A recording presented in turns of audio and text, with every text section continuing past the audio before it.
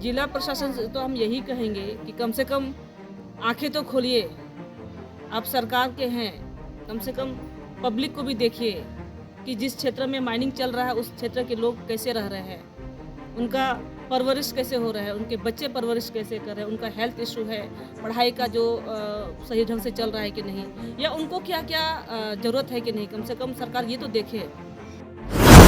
Hyva, क्योंकि ये Hyva के लिए रोड नहीं है, ना ईसीएल ने खरीदा है ना हुरासी ने खरीदा है, किसी ने खरीदा है, ये आम पब्लिक के लिए है।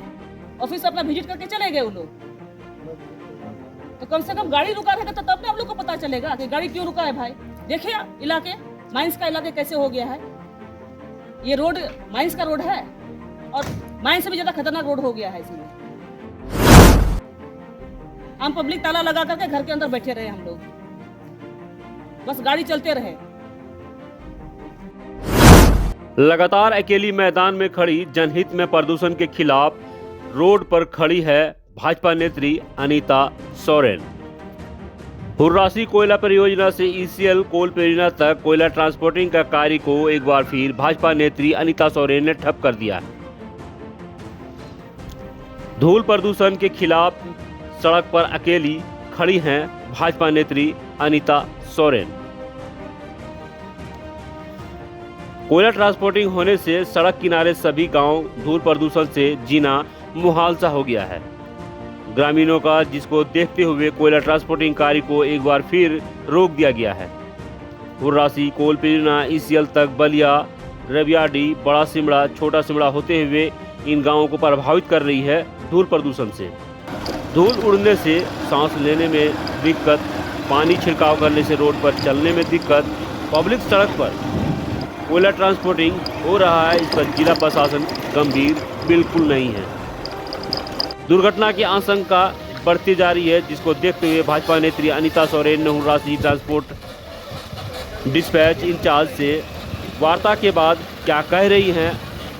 तो फिर आप उधर महागांव के लेके जाइए, गोनपुर से महागांव, महागांव से ललमटी, ललमटी से उधर लेके जाइए।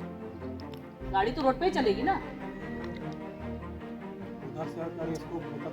ओह, एक आपके हिसाब से गाड़ी तो रोड पे ही चलेगी, तो ये हाईवा गाड़ी उधर से भी जाना चाहिए। घर क्यों लेके जा रहे हैं? तो ओह, तो लीगल है, गाड़ी तो कहीं पर भी जा सकती है, रोड पे ना जाएगी गाड़ी तो। नहीं, इधर से आपके इधर से थोड़ा सा सुविधा ज्यादा है। तो सुविधा तो नहीं, तो सुविधा है तो ये तो रोड तो आम पब्लिक के लिए है ना। हाँ, हाईवा के लिए तो नहीं है। कैसे आप बोल दिए कि लीगल है? अभी इसको खत्म करिए। नहीं, हम इसको खत्म करिए। हम इसलिए इसको आप एक्सेप्ट कीजिए कि ये इलीगल चल रहा है। आप इस चीज नहीं, पहले आप एक्सेप्ट कीजिए कि इलीगल चल रहा है। मान रहे हैं ना, इलीगल चल रहा है, मान रहे हैं ना। जब इलीगल चल रहा है तो कहीं ना कहीं हम लोग का उसमें सपोर्ट है, तभी तो क्या है। ये रोड को लेकर के है, जो रोड में जो इतना मिट्टी जो भरा पड़ा है, इस मिट्टी की वजह से जब पानी डालने के बाद जो गीलापन आ जाता है, उसमें चलने लायक मतलब लोग चल नहीं पाते हैं, उसमें गाड़ी ना चल पाती है, ना पैदल चल पाते हैं। और अभी धान उठाने का समय है, लोग खेतों से उठा करके गांव जाते हैं या कहीं अपना घर को लेके आते हैं और इसी रोड से लेके आते हैं। तो अभी पूरा पानी डालने से तो पूरा रोड उनका मतलब पैर फिसल रहा है, और नहीं डालने से, गाड़ी चलने से डस्ट उड़ रहा है, तो दोनों तरफ से तो हम लोग परेशान हो रहे हैं। हाईवा, क्योंकि ये हाईवा के लिए रोड नहीं है, ना ईसीएल ने खरीदा है ना हुर्रासी ने खरीदा है, किसी ने खरीदा है, ये आम पब्लिक के लिए है। लेकिन फिर भी ये लोग यूज़ कर रहे हैं, तो यूज़ कर रहे हैं इसका मतलब नहीं कि हम लोग डस्ट खाएं। और डस्ट, अगर डस्ट से बचने के लिए अगर हम लोग कोई उपाय मतलब दिखता है तो अगर पानी गिर रहा है तो हम लोग का पैर फिसल रहा है, लोग चल नहीं पा रहे हैं। नहीं, पॉल्यूशन की बात हम कर रहे हैं। पॉल्यूशन तो चारों तरफ फैला हुआ है, उसको रोकथाम के लिए प्रशासन की तरफ से या ईसीएल की तरफ से कुछ नहीं, एयर पोल्यूशन के लिए कुछ नहीं कर रही है, ना प्रशासन की तरफ से ना ईसीएल कंपनी की तरफ से, कोई ऐसा कुछ नहीं है। अच्छा, अक्सर देखा जा रहा है कि कोई भी डिमांड के लिए जब तक आप जाम नहीं करेंगे तो ना ईसीएल प्रशासन जो है, ईसीएल प्रबंधन, उनकी नींद खुल रही है और ना ही जिला प्रशासन की। ऐसा क्यों हो रहा है? लीकेज कहाँ हो रही है? यही तो बात मेरा है ना कि 5-6 महीना पहले इस रोड को लेकर के बात हुई थी। 5-6 महीना ये लोग शांत रहे, सिर्फ आश्वासन दिए कि हम लोग को 1 सप्ताह का समय दीजिए, हम लोग इस रोड का रिपेयरिंग का हम लोग बात करेंगे, या फिर हम लोग जो भी होगा इस रोड के लिए हम लोग आपको जानकारी दे देंगे। लेकिन 5-6 महीना के बाद बीत जाने के बाद भी इस पर कुछ कार्रवाई नहीं हुआ। ना अपने में उन लोगों ने मीटिंग रखा, ना आम पब्लिक के साथ कुछ नहीं किया। तब जाकर के परसों 2 दिन पहले हमने इस रोड को लेकर के हमने जाम किया।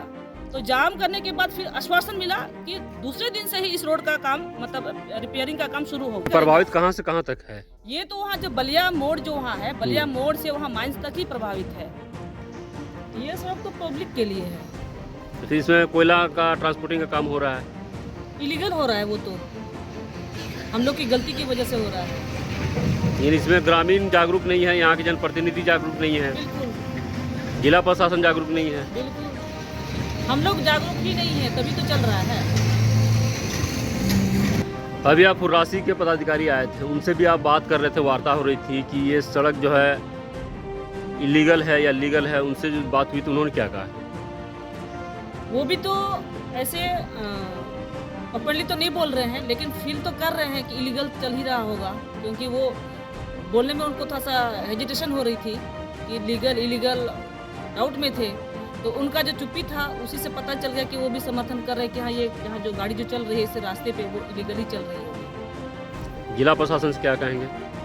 जिला प्रशासन से तो हम यही कहेंगे कि कम से कम आंखें तो खोलिए, आप सरकार के हैं, कम से कम पब्लिक को भी देखिए कि जिस क्षेत्र में माइनिंग चल रहा है उस क्षेत्र के लोग कैसे रह रहे हैं, उनका परवरिश कैसे हो रहा है, उनके बच्चे परवरिश कैसे कर रहे हैं, उनका हेल्थ इशू है, पढ़ाई का जो सही ढंग से चल रहा है कि नहीं, या उनको क्या क्या ज़रूरत है कि नहीं। कम से कम सरकार ये तो देखे क्या इस अच्छा, इस रोड में कंटिन्यू अभी गाड़ी जो कोयला ट्रांसपोर्टिंग का काम हो रहा है वो होता रहेगा?